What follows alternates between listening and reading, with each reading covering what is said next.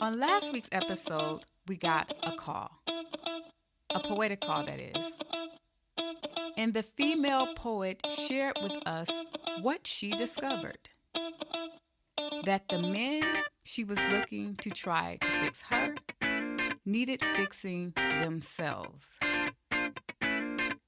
Join me today as we hear the response to that poetic call from a male's perspective. Come rock with me.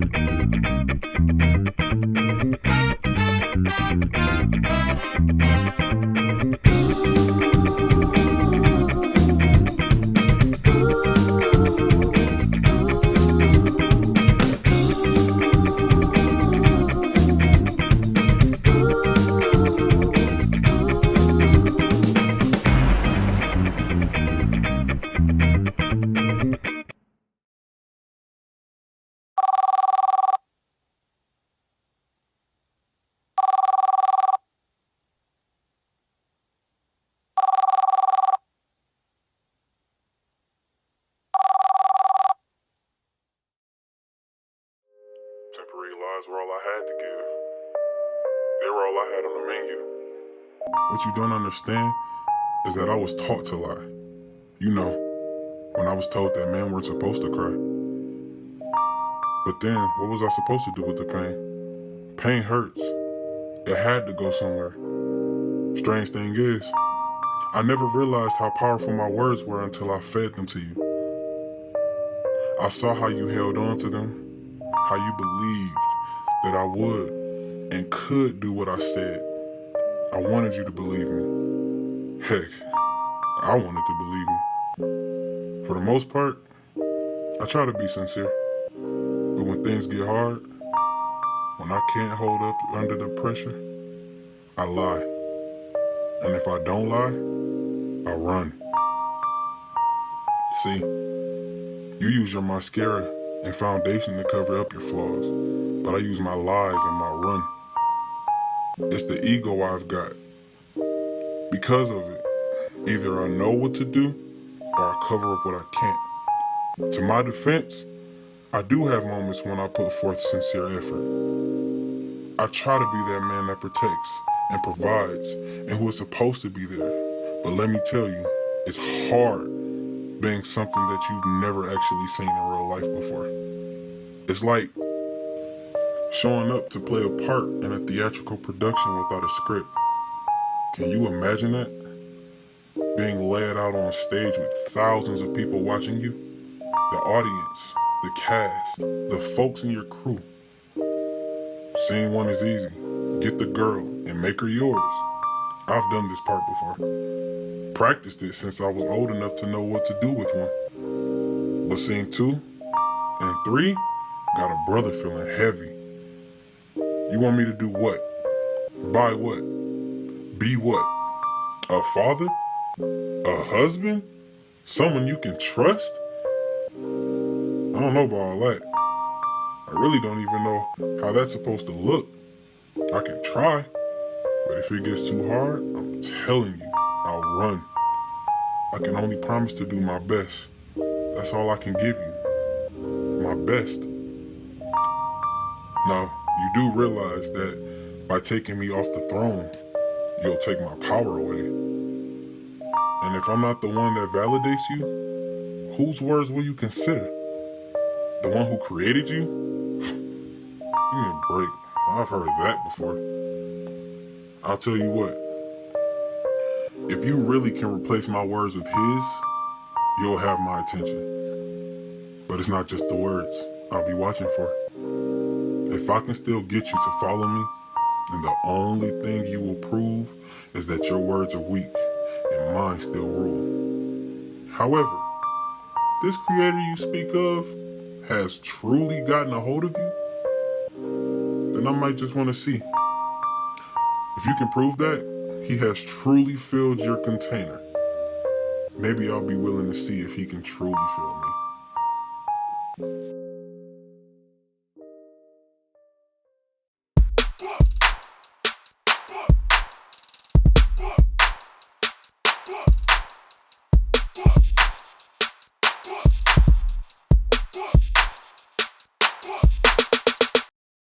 Well, welcome Jamal to Rock with Me. And thank you for agreeing to join me in this discussion today. I want to start out first by asking you, after watching the response poem, what in particular stood out to you? What spoke to you personally? Um, the main thing was that he had no examples to follow after. 'Cause a lot of times you don't see a lot of committed relationships where you see that example.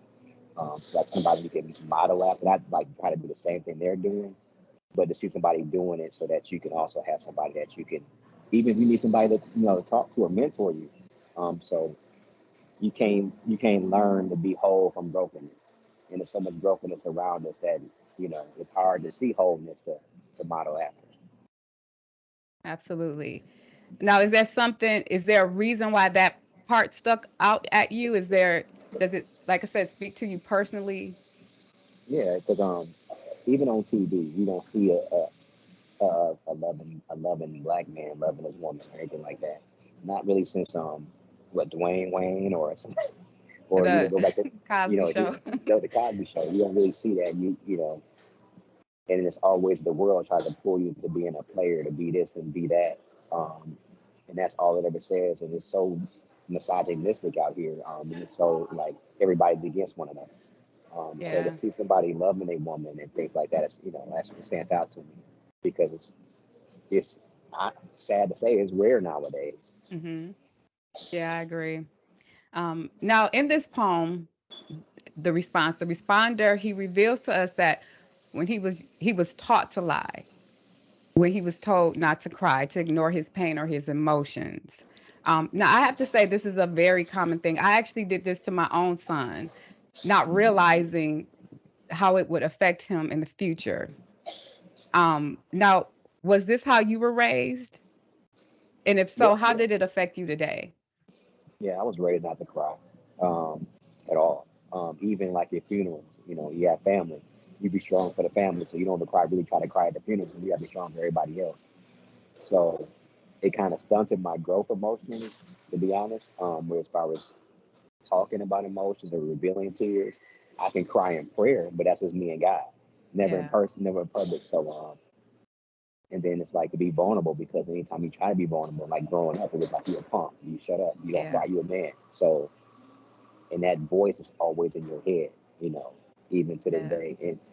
And it's something we teach young boys to do. It's easy, like you're you're taught to, be angry. It's easy to display anger or display happiness. We can display happiness or sadness over a sports team more than we can over a family member. yeah. You You're know, right. like Yeah, and I don't even know like when or where I picked that up, but to pass that down to my own son, because and it wasn't that I would say you can't cry. I just be like, okay, that's enough. Like I gave him a limited time. Um, and I have to say with him, I don't see him crying much, but he will at least talk to me about his emotions. But I opened that up. I was kind of a lecturer, and I always wanted to know what was going on with my son. I had talked to I used to actually be over the Boy Scouts, long story, but one of my scouts, I was talking to him kind of about this very thing. And he said that I was asking him,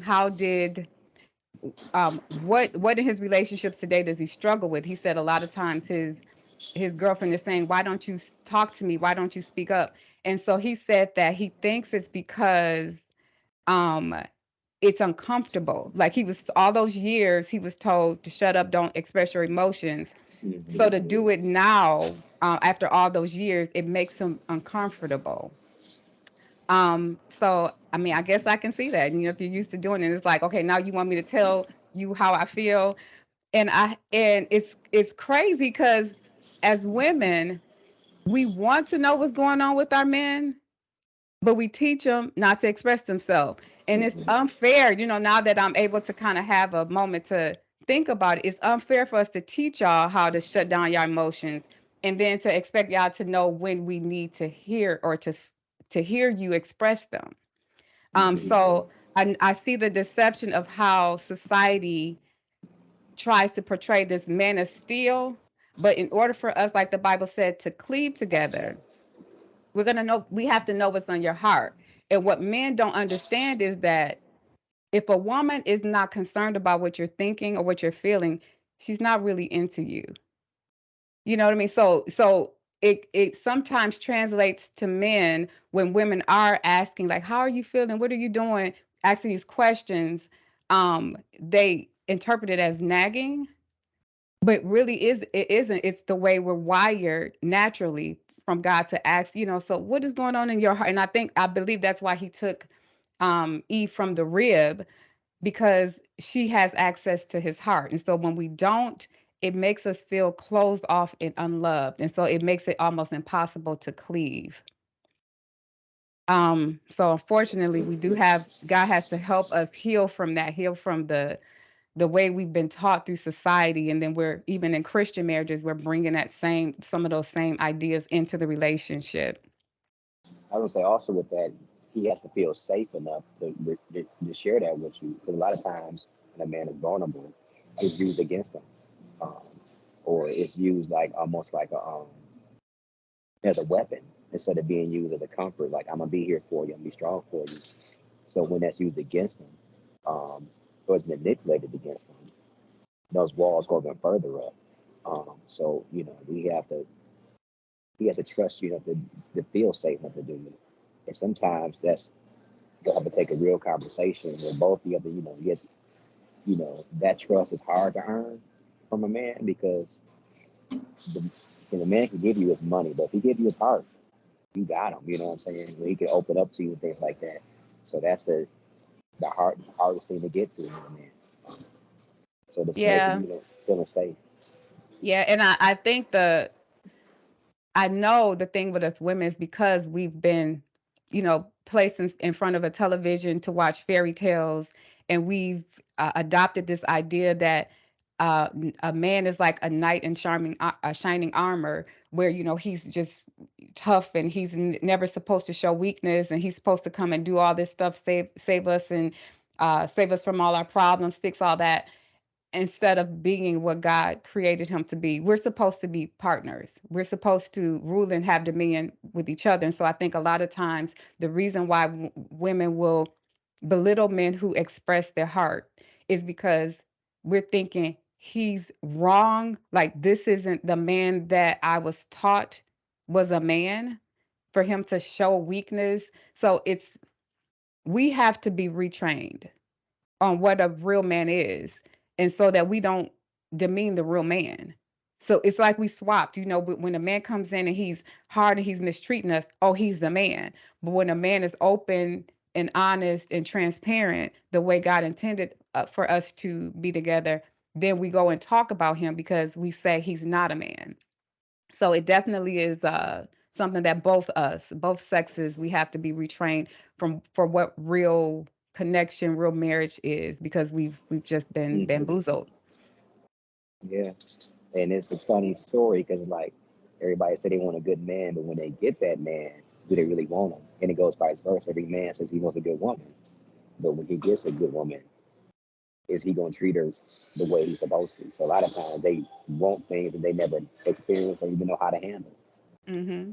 Yeah, absolutely. We say good, but if we don't know, if we're not good, because we're usually a reflection of what we choose or what we tolerate. So Hmm. if we're not good, we'll call something that is good bad, and then it's Hmm. bad good, so it definitely is. God has to deal with us individually, I believe, to show us what he had in mind, and how he wired the opposite sex. So we go in with the real expectations. I really believe that.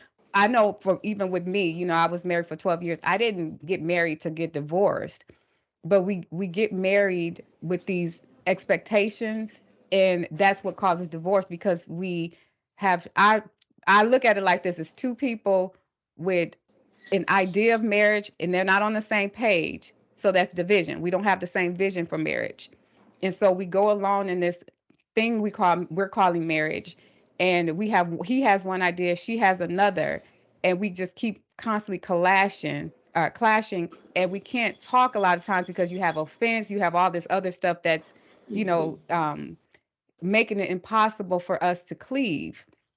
So I am a big believer that before we get married, we have to be healthy single, and we have to have the right mindset of marriage because it's not working. We've tried it for decades and it's not working.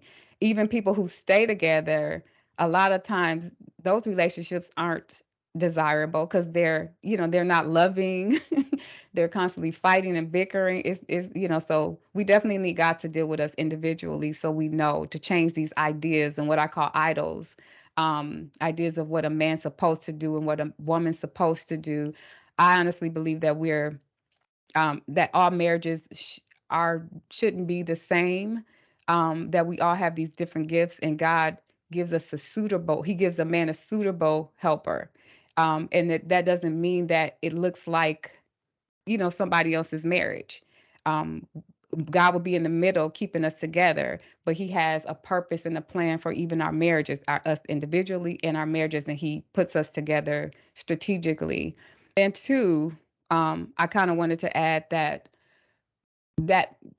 we have a lot of talk and discussion nowadays about if men would just do this, if women would just do that. But again, going back to that man is still, um, where he's damaging a woman, um, and then she becomes bitter, and then she may get a good man, and because she's bitter from the man of steel, she's damaging the man. So Satan is using us to damage each other.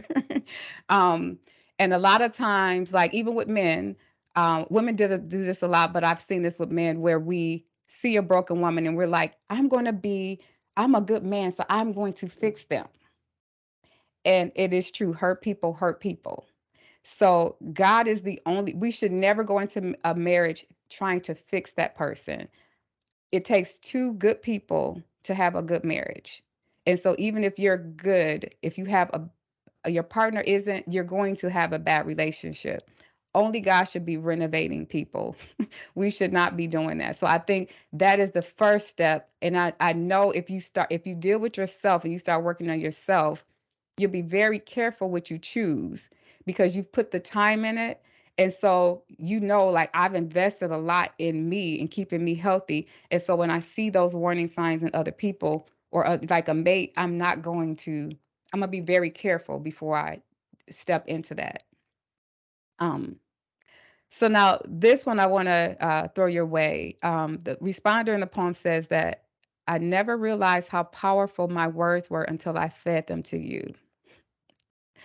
Now I have to say, kind of going back into even when I started liking boys, when a woman is really feeling a guy, she hangs on to his every word. So have you ever experienced this before with a woman? And if so, how did that make you feel? Um, yeah, I've experienced. I think every man has at one point in time. Um, the way it makes you feel powerful, because you can say I can just say this and say that, and it makes you feel, every man wants to respect the admiration of one woman, that woman, and when you have that, you feel you walk a little stronger, you walk a little taller. Um, but also it's a dangerous thing to have because you is that the wrong man has that you can manipulate that and we knew the game back in the day. You sell a woman a fairy tale, that's what they was raised on. You can get what you Hmm. want. Yeah. Um, so you know, you go to Proverbs 18 and 21, life and death is in the power of the tongue, and they that love to eat the fruit thereof. Um, so we have to be very careful with that gift that we have of those words, Absolutely. um, because we should use those words to build up and not tear down. But a lot of times you'll see like a lot, especially now in a lot of toxic relationships and what we see so much nowadays, the man will start off good with the words, but then once he gets in there, those words become a terror. So he just damaged that woman. Once you damage her psychologically and mentally, everything else is, just goes by the wayside. We have so many damaged women because so many men have manipulated the power of those words, just because they could. And a lot of times that's what they saw. That's all they saw growing up, whether they mama experienced it or they they big homies showed them how to do it, and that's what they followed after. Um, but it takes their mind being transformed by the word of God. Go to Romans 12, 1 and 2. before they start understanding that I should use these words to build and not tear down. Um, but it's maturation process. That's what makes you a real man, in my opinion.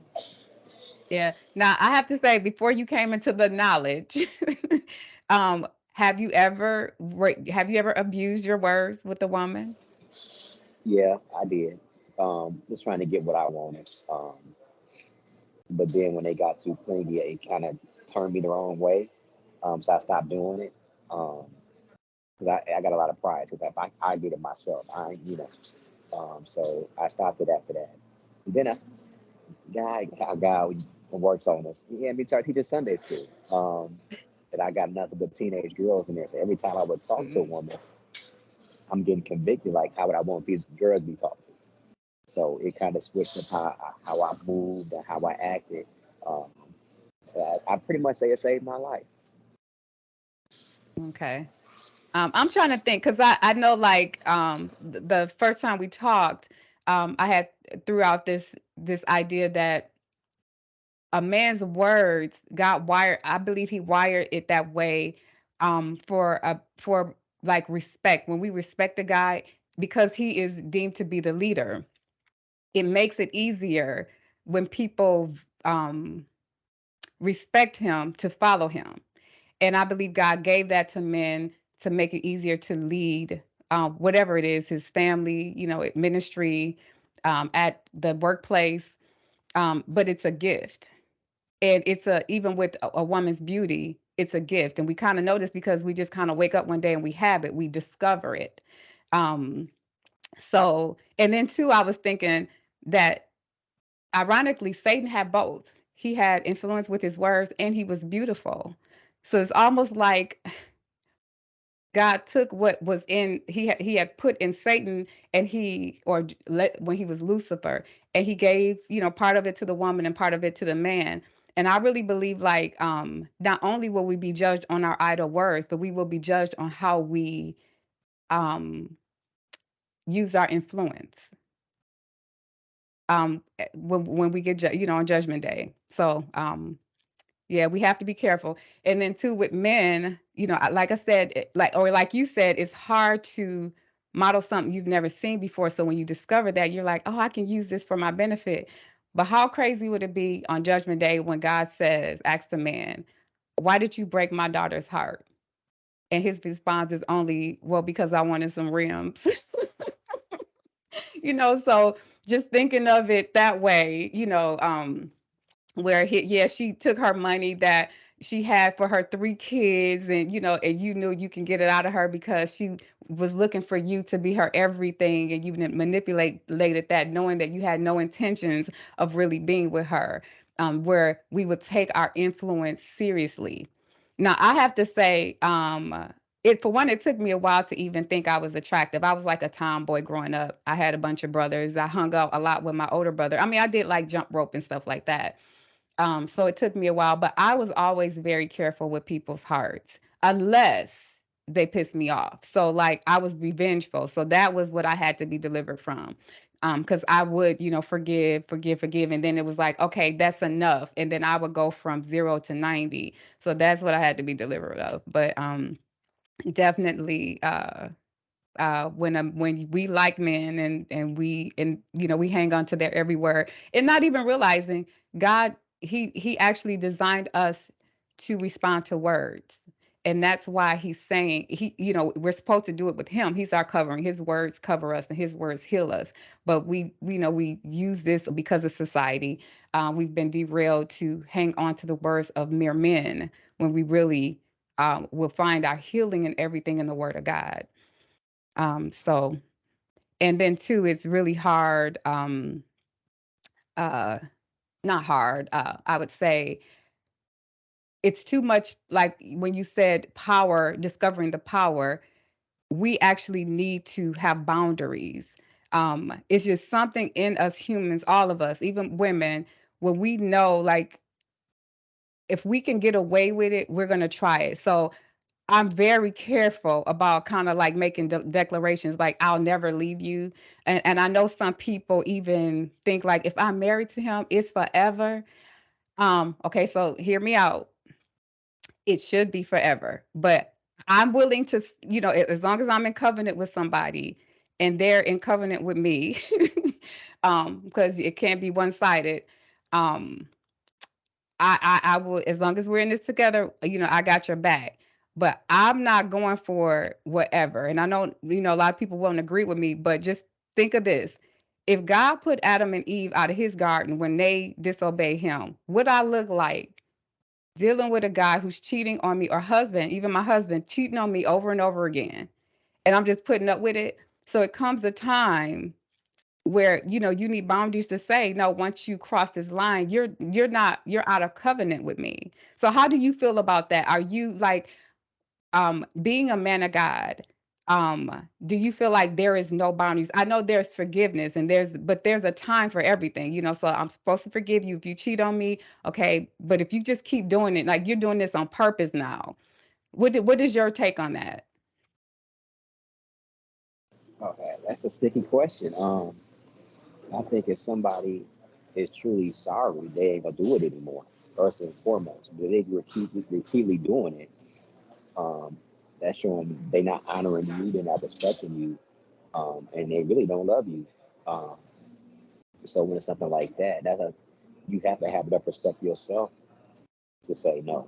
That's enough for me. I'm done. Otherwise, they're gonna keep on doing something. That's like if you got a kid and you keep saying yes to whatever they say, they're gonna keep on doing it. And then once you say no, they ain't gonna take you serious because you didn't let me do it all this time. You ever seen like a spoiled kid that be like that? Uh-huh. And so in a relationship, especially a marriage, if somebody's constantly disrespecting you, dishonoring you, that's not what God called for. Because the God called for a man to love his wife as Christ loved the church. I mean, he's supposed to cover her. I mean, he forgives her 70 times 7. He laid down his life for her. And laying down your life for your wife don't sound like sleeping with every woman around town Yeah, or abusing her or doing things like that. So he came out of covenant with God and with you. Um, so you're not supposed to be. You're not. God don't want you to be anywhere where you're not being respected or honored I or being agree. loved. Um, so when that happens, you got to say only the traditional religion would tell you to stay there, and be beat down and be hurt and be abused. Just to say I'm honoring God by saying marry, you're actually dishonoring God because marriage is supposed to be a reflection of Christ in the church. So if you call yourself having a godly marriage, you know he going around town with everybody. Everybody knows you staying there. You're not giving marriage no glory. So nobody else is going to even want to go down that route because they say, look at them. So everything we do is always bigger than us. We have to think about the people that we impact and the influence that we do have that we don't even realize we have. So when you never know by you saying no and saying that's enough, it might help someone else say, I've been going through this behind closed doors. Nobody knew it. I'm saying enough because you said that's enough. So you gave me the courage to say no and to stand up for myself. Yeah, I was married for 12 years, and that's one of the things that kept me there, because I was like, God hates divorce. God hates divorce. But all this stuff was going on, and say this is not healthy. Um, and now I get it. Yeah, he hates divorce, almost like sometimes how we hate exercising, but sometimes the divorce is necessary for health. And I had got to a point in the marriage where I was suicidal. So, now that I'm healthy, now that I'm on the other side looking back, I'm like, well, if I was going to pick a sin, to kill myself or divorce, God would have definitely wanted me to divorce, repent, and we can, work from there. So a lot of people in church have been given this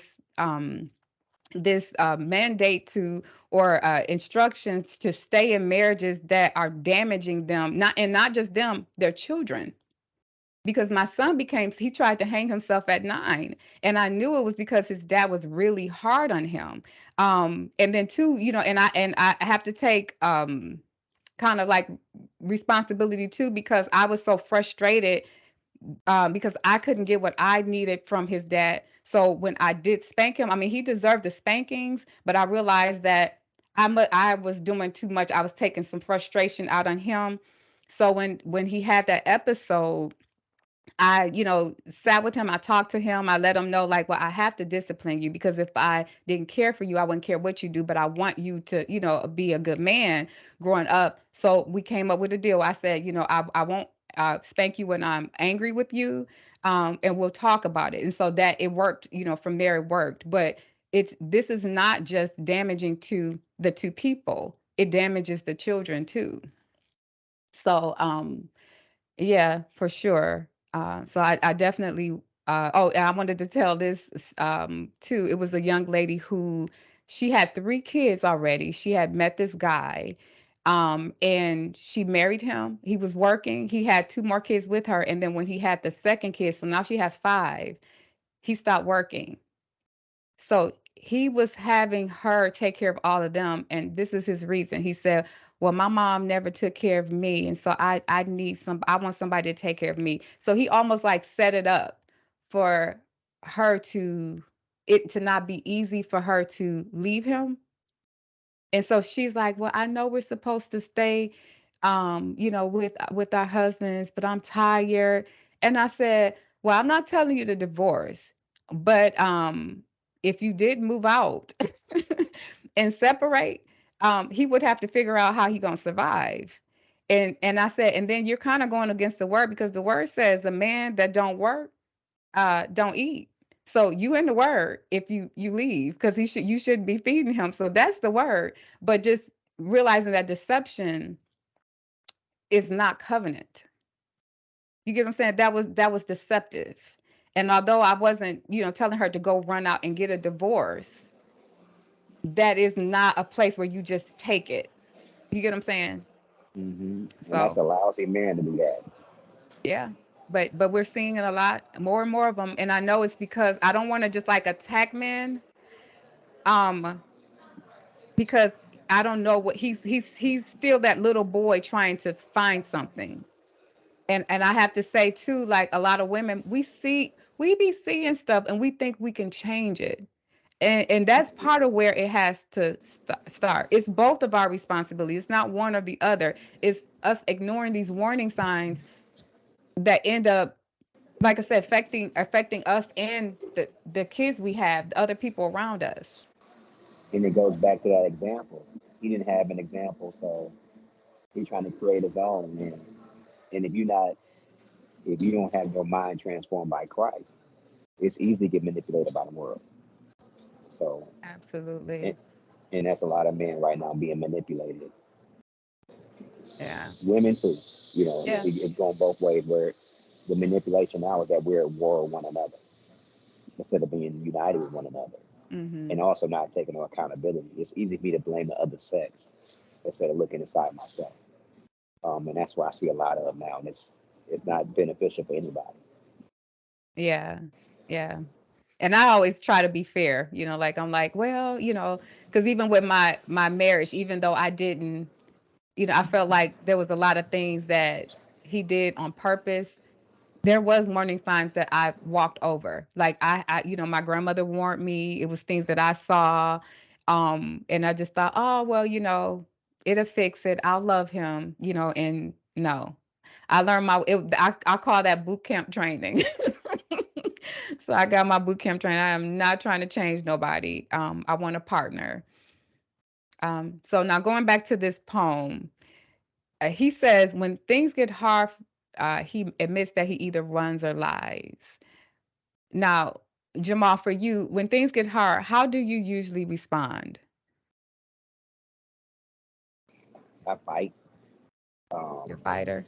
I try to fix it. I don't like to run. I might run from my feelings. To be honest, I might Mhm. run from that. But when it comes to a problem or something getting hard, I'm used to fighting for what I want. But running is only like I might run from my emotions or run from my feelings and run from how I truly feel. So because I don't want to have to face it. But lying, I'm not a good liar. I tried. I'm be honest. You giving somebody else power by lying to them. You saying you're so important. I can't tell you the truth. But in my younger days, yeah, like as a kid, we had lie to get out of trouble, or we realized we had to face something, or we lie to get what we want. Um, so I know in the poem he talked about he ran because it was heavy for him, and he lied because it got heavy for him. But sometimes also that's because he's never been vulnerable either. But to be vulnerable to say I'm scared, so it's easier to lie or to run than say I'm scared. um, because then you don't feel like a man if you scared. Yeah. Something to okay. Um, I have to say this too. A lot of times now I've met a lot of men who lied. One of the things about me is that once I got divorced, I told God to teach me how to be okay wherever I am. That means single too. And he did. And so I, of course, developed my relationship with the Lord and how he speaks to me. So I've been single now for 15 years. So the first 5 years, I didn't date at all. I didn't go out and got with nobody. It was just me in ministry. And so this one guy gave me his card, and the Holy Spirit was still saying no. So I'm like, but I want to go on a date. So I ended up going out on this date. And all while I was on the date, all I kept hearing was stalker, stalker, stalker. So I said that because a lot of times men show us who they are. They're liar, like the lying. We see that. We see stuff like that. But there's another part that we see that we really like. Like, he affirms me. I like the way he looks at me, or I like his swag, or he's financially stable, or he has a family that I rock with. So we see things, the big warning signs that we ignore them because we see this part. And so because of the fairy tales, we develop this man in our head, and so we try to make him into the rest of them. So he's that part, like he's the family man, and I see the liar, but I'm just going to ignore that because I'm going to try to make him into what I want. And so we invest, you know, everything in him, hoping he will change, and he doesn't. And then we're brokenhearted. I have known men to straight up say, if I get you pregnant, I am not going to have anything to do with you. Not me. I'm just saying other women. And they will still stay there. So to those men, the defense of those men, it is us women who need to start seeing men who they really are. And I know this may hurt some women's feelings because they were like, well, I really love Johnny, and I was with him for 5 years or 6 years or 7 years, and I gave him everything. I loved him. And to me, that's not really love. You didn't love Johnny. You were loving who you thought he would turn into.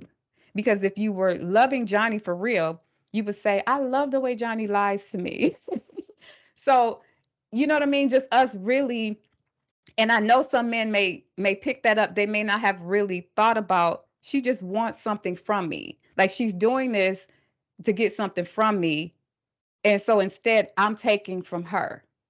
I can't perform and be what she wants, but I already know she see me lying, but she wants me to be something. So I'm going to keep spinning this narrative with my words, because she wants this, but for the most part, I'm not going to be that. So I'm taking from her, but really she's saying, I don't love you either. I'm trying to make you into what I want. And it's selfish. Do you see what I'm saying? It's selfish. So we have to sit down and start seeing men for who they are. And if we say we love them, loving them for who they are in front of us. The few men that I have, I call entertained, and I don't mean like entertain, like unholy entertainment, but just giving my attention to. I asked just these simple questions because I'm not ruled by sexual desires because I've been celibate. I realized the benefit of it because you get to focus, and there's nothing driving you. The sex is not driving you. So I'm actually asking real questions to get to know the men that I entertain. And so I've asked a few out of like 6 guys. 3 of them said no one has ever asked me this before. And I simply asked them, what did you want to be when you were a little boy? Or if you had all the money in the world, what would you do for free? And I was shocked that they didn't. Some of them, one of them knew, but the other one was like, "Let me call you back," not knowing, like so. We're really not getting to know the men as women, the men that are before us that we say we love. And we have to start, therefore, we have to start marrying people, not what we want to turn them into. So I said a lot, but what is your, do you have any feedback for that or anything to add to that? I don't really have much to add to that. A lot of times we have to look inside ourselves. A lot of times we pick who we really are. We pick somebody as a reflection of us, not realizing that we broke and we never gonna get nobody whole because we ain't gonna pick broken people to match our brokenness. But if somebody lied to you, if you know it's a lie, you can expect the truth from them from that point forward. Um, and some people tell you straight up what they about, and if you decide to stay and you can't get mad at them, like I don't heard people say, "Look, I'm not trying to settle down." You're not gonna be the one to change and settle down. If you want to settle down, he's gonna tell you straight up. You know, the man know what he wants. He already know what he wants. So he telling you that straight up. That's you're not gonna be the one he gonna settle down with. He telling you that. And you're not gonna change him to think, change his mind to want to be that. Um, so you got to take people at face value. They showing you who they are. Like you said, they showing you who they are. Yeah, and I've even talked to friends and I'm like, they'll have this story and it was like, no, I was there. Like I was there. So you're telling this story that you've made to try to make yourself seem like the victim, but really, because me, I'm just gonna be real. Even with me, like when I make mistakes, like okay, that's what I get. I saw it. I chalk it up to a learning experience. But there are some women who are just still adamant on they were the victim and they had no part in it and they gave him everything. That was like I said, I was there at the beginning. I heard what he said and you ignored that. So with women, we have to, I mean, I know we want, so much to have this like fairy tale, but we have to come into reality. And I think in some way, when we do it God's way, we will have maybe a fairy tale like experience. And I say that because if we're able to be vulnerable with each other inside the household, then we'll be able to go out into the world and feel like we can conquer it. You get what I'm saying? If we can feel safe at home, then we can go out into the world. Maybe he can, be that knight in shining armor, that protection that we want. But he has to have a place, and she has to have a place where she can feel like she can be herself and still be loved. Um, I want to say this too because I see a lot of even memes about when you see the please forgive me, but I'm just gonna put it out there. But like the women who are overweight and they're with a guy who's slim and he looks well taken care of and he doesn't look like he have a care in the world and he doesn't have a job. It's you can tell like the relationship is not balanced. And the danger with that type of couple is that if anything ever happens to the woman where she can't work anymore and provide for him, what do you think he's going to do? He's going to leave you because if he ain't used to taking care of himself, what is he going to do with a sick woman? And I want us to really start like thinking about this stuff while we're investing in things that are not profitable and men that are not profitable as women. Because again, I'm not blaming the woman, man 100%. I'm blaming her because she is not really, she's doing it. She's not doing it for nothing. She's doing it trying to transform this man into what she wants. It's never, we're getting something, we're thinking we're getting something out of it. Um, but yeah, just in that, I wanted just to put that out there for women who are doing everything. Um, that if you that's not a healthy relationship, it's lopsided. And you're not going to be able to hold that up for long. Your body is going to respond to that stress. And if it does, and you can't provide or perform the way you were, you're not going to have the thing you're holding on to today anyway.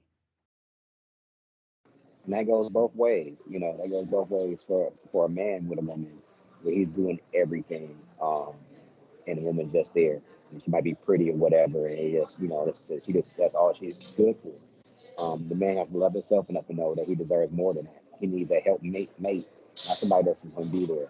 That he's taking care of as independent. He needs somebody that's going to help him in the vision. How many she got to work or like support everything, but be able to, be there for him, and in other ways. And if she can't do that, if she is there as eye candy, he could do better. Yeah, absolutely. Yeah, I've tried to tell my son that too. Um, you need a partner, because he wants to be like, I want to do. Nope, you need a partner because if you're planning on spending your life with somebody, life goes up and down. Stuff can happen. And if you get somebody who does not know how to step up or who doesn't realize, understand this is our stuff, this whole role thing, like a man's supposed to do this and a woman's supposed to do that, I don't agree. I I don't agree. I believe we're supposed to partner because like me living on my own, I have to do everything. And so with a guy, if he lives on his own, he has to do everything. So it's a benefit when we come together and we have two people covering everything together. We're partners.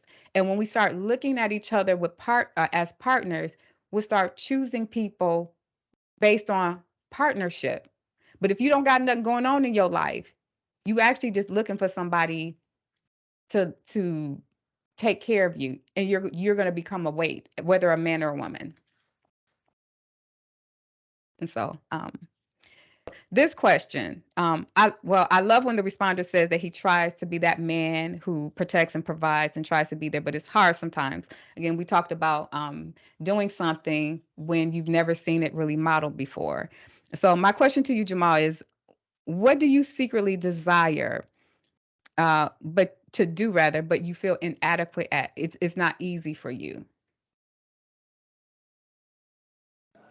Um, well, we all have things like that that we wish we could do secretly that we feel inadequate at.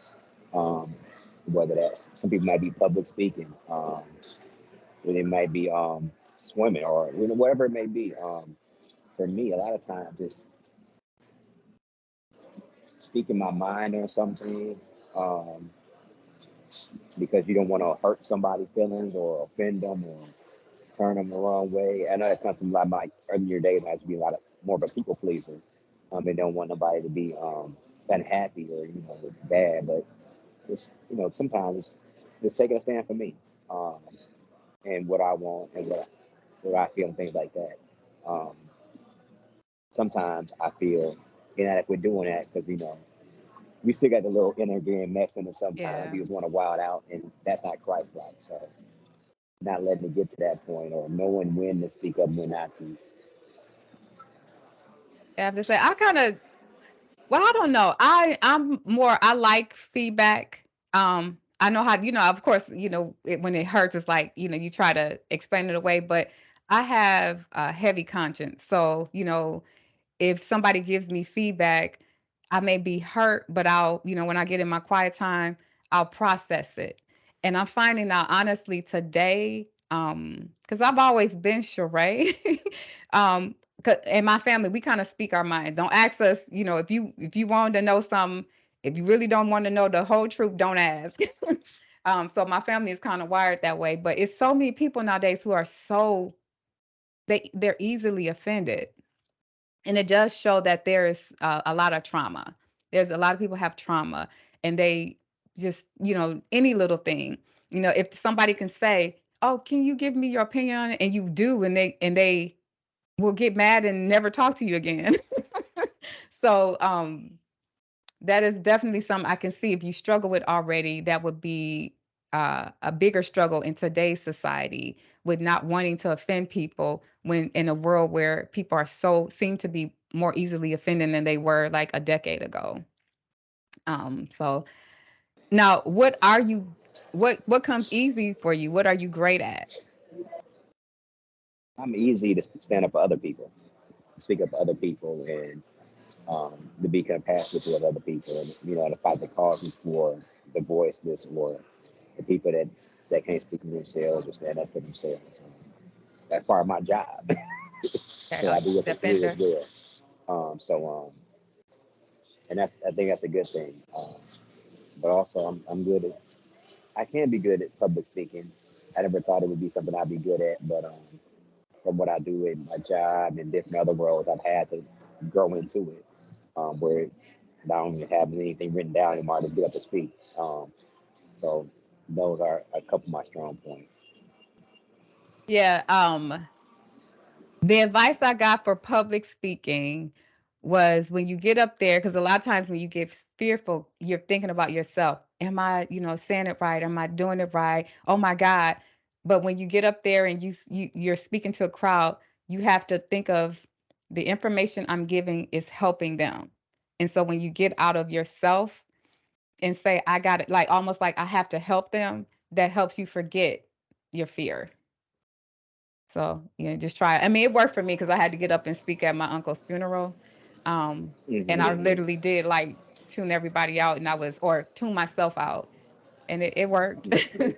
So, Yeah, I usually find this one person I can focus on in the crowd that is into it, and but I feel like I'm getting a little, I can just focus. I can turn back my attention towards them, and I usually helps me to keep going and gives me extra boost too, because it's always at least one or two people in the crowd that's really into what you're saying, and they yeah, just loving it, and you can tell by their body language, by their facial expressions, how they're into it. It's a little harder with Zoom and Teams or anything like that.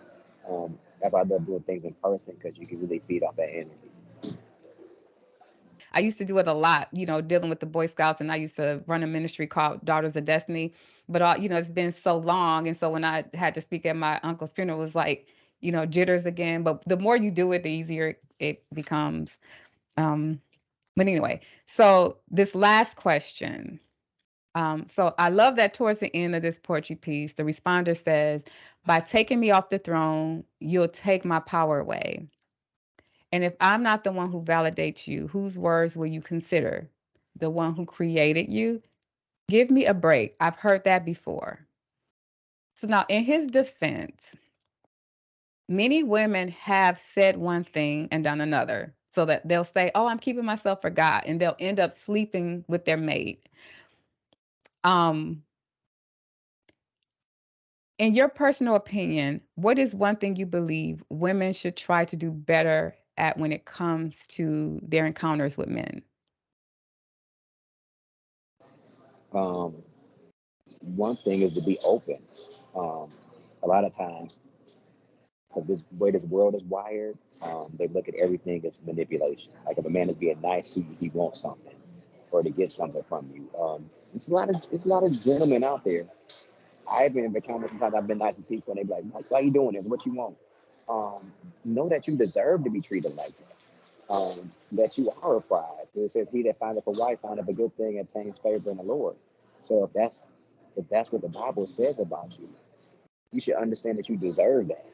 And it shouldn't throw you off if somebody actually does that. But also keeping your discernment open as well, because some people use that as, again, because the enemy is present everywhere, use it as manipulation to get what he wants. But there are some sincere people out there.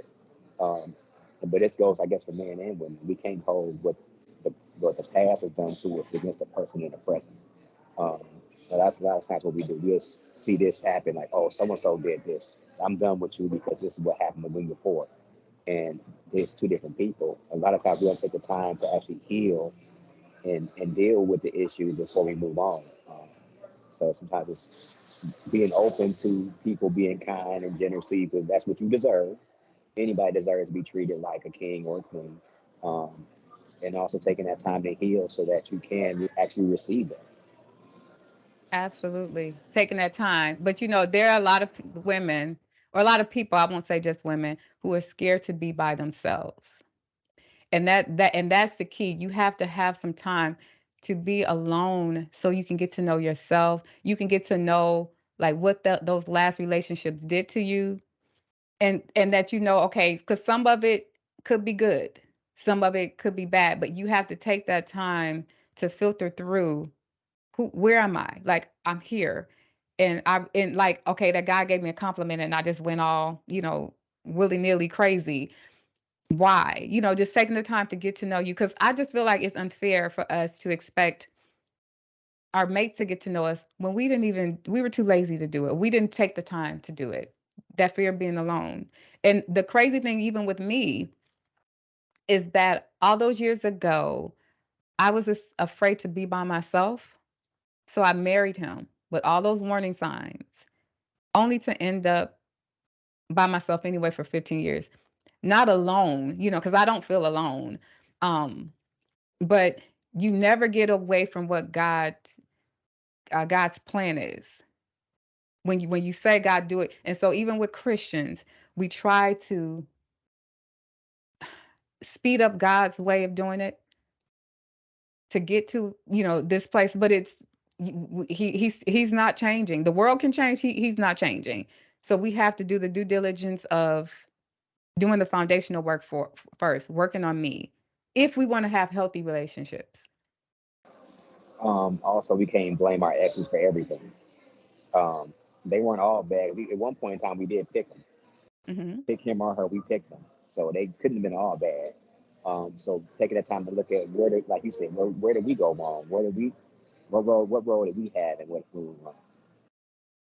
Yeah. But I would say I want us women to know, because I definitely want to be married again. So this is not male bashing. This is me who had to get to this point, and I did the work. But for one, taking men off the throne and allowing them to be human. And I think if we can take the men, you guys, off the throne and allow you to be human, and look, then we'll be able to look to God. Because we keep doing it. Oh, like I would say, okay, this ain't working.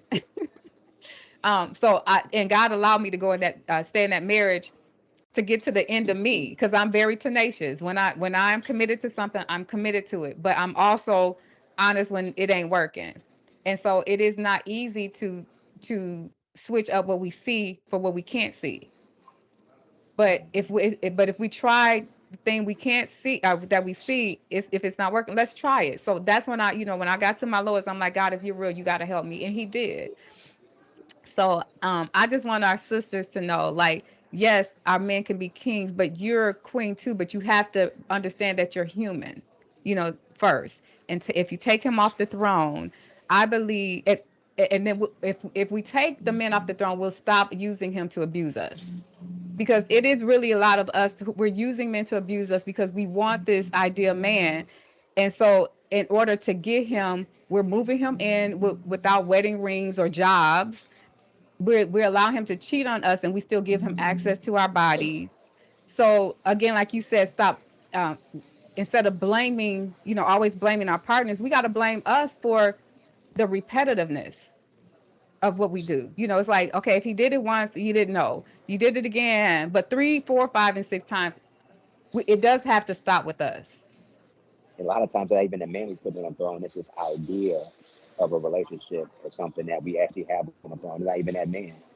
It could be this ideal relationship that we want. So we're making an idol out of marriage. We're making an idol out of a relationship. Uh, And that man is just a placeholder. So it's not even, you don't really want him. You just want this, have this idol of a marriage or relationship. Just to say you have it because you have this incompleteness in you. And if it wasn't him, it'd be somebody else. A lot of times we repeat those cycles because the idol ain't the man. It's that relationship thing. So we say that we're not alone. But like you said before, like I may be by myself, but I'm not alone. mm-mm. We have to get to that place where it's just us and God and be okay with that. A lot of times we make an idol out of things because we always want that. A lot of times, families are broken, a lot of isolation and things like that. So you just want to have somebody, and you just take anybody just to have somebody. Um, so we have to take that that idea off the throne, and just say whatever God you have for me, that's what I want. 'Cause some people disqualify good candidates because they don't fit into this idol they've already created in their mind, Yeah. or they accept anybody just to have a placeholder for that idol. Yeah. And listen to a lot of these discussions with men against women. We're pinning each other. We're not getting anywhere with that. We have to start with ourselves. Because I know, like, even with me, there's the Holy Spirit. With the Holy Spirit's help, I'll sit there. It's really hard for me to compromise now, because the Holy Spirit will help you. Like, no, you can see, like, he's lying. He's the stalker. Do you really want to do that again? um, because with me, I know it's the Holy Spirit, because there have been times where I'm like, but he's nice. And the Holy Spirit is like, no. As a matter of fact, I think a year or two into my singleness, the Lord spoke and said, "You're going to be single as long as you are married." And I rebuked it. So this ain't everybody's ministry. This ain't everybody's plan, but it was mine because he knew I can handle it. Because I needed to know the whole struggle of being single and married.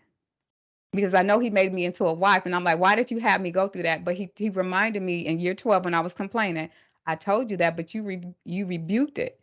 But I told you you would be single for as long as you were married. So now I'm able to see the struggle. But I also know that marriage isn't, because when I tell you I did all that I could do, I did everything that, I submitted the way the counselor said. And what I felt with him, he used it like, oh, she needs me. She's never going to leave me. That was his reaction to it. Instead of saying, oh, she's submitting now, let me submit to her. Instead, he gave me the very thing that us women fear. He abused it. And I still was able to see the beauty in marriage when we both submit. For some weird reason, I still was able to see that.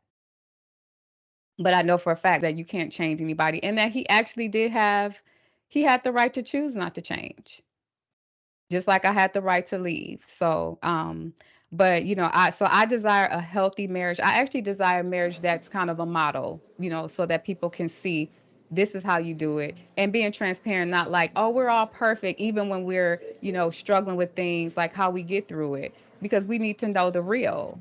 But I honestly believe that once we take each other off the throne and allow each other to be human, um, we'll cover each other a lot better, and we'll make some progress. Well, I hope you enjoyed that, but most importantly, I pray that you got something out of it. Now, next week we're going to be discussing chapter 1 of Head Trauma, Shell Interrupted. Now, I do want to caution those who are easily offended by swear words. Unfortunately, head trauma is full of them. See, I write for real life, and a lot of my characters, they don't go to church and they don't know God, so they swear. But if that doesn't bother you, continue to rock with me and meet me here next week for the discussion. Thank you for watching. If you liked the video, make sure to like, share, and subscribe. And hit that notification bell so that you'll know about the next show. See you soon.